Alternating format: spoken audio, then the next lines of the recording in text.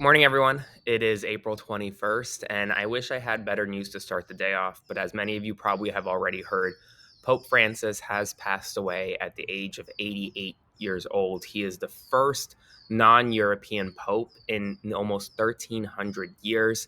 He passed away, according to the Vatican, overnight.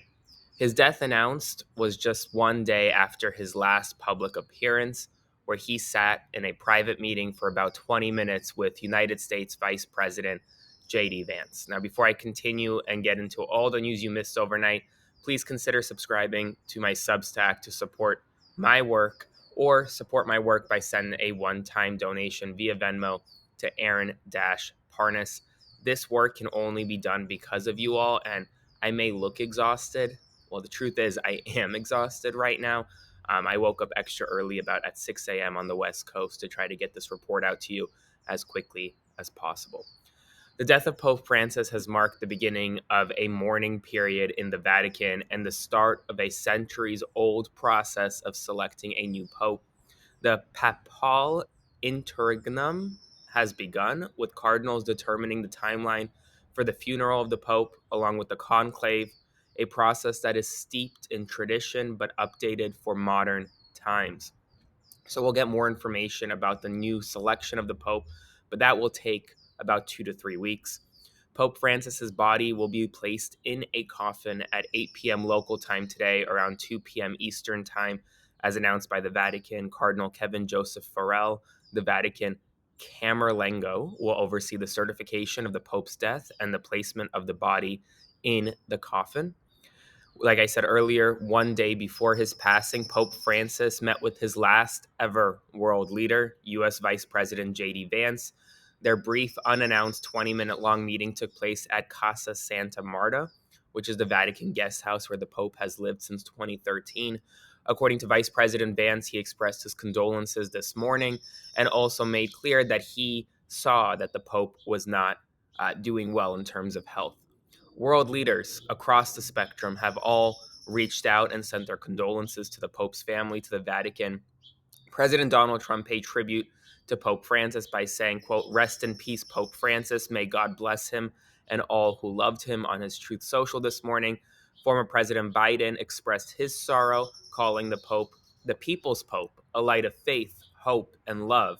Biden remembered the Pope as one of the most significant leaders of our time, adding that he was honored to have known him. Remember, this Pope was a significant leader in that he advocated for a more inclusive Vatican, a more inclusive Catholic Church, one that protected immigrants, protected refugees, and his leadership will last a lot longer than his life. His memory will last a lot longer. So I will continue to provide you updates about the Pope and next steps to the extent that you want to know throughout the day.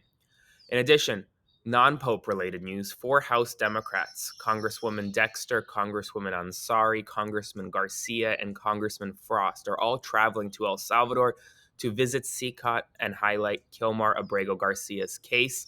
They will meet with U.S. Embassy officials and receive briefings. They will not be traveling on taxpayer dime, rather on their own dime. They have no plans to meet with Abrego Garcia directly, but will be advocating for his release. Right now, the Pentagon remains in total chaos.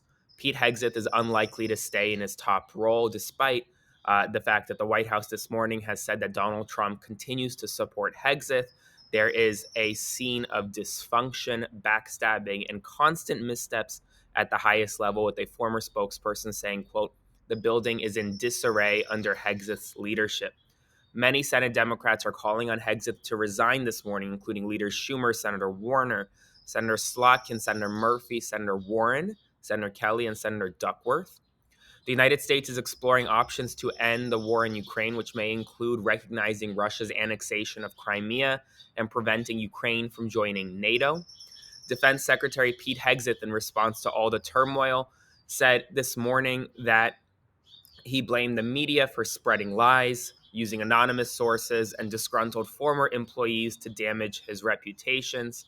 This morning, the US dollar reached a 3-year low, and news out of Hawaii, where two young German teenagers were on their trip, their last leg of a world tour, essentially. They arrived in Hawaii and were quickly deported back to Germany after spending one night in a deportation facility with those accused of serious crimes. Why? Because they didn't have a hotel booked. They were arrested upon arrival in Hawaii because they didn't have a hotel booked. They were placed in green prison garb, placed in a deportation facility, and quickly deported. So if you are traveling into the United States from a foreign nation, remember this story. I'll be back this afternoon with another report. Thank you again for your support, and I'll see you later.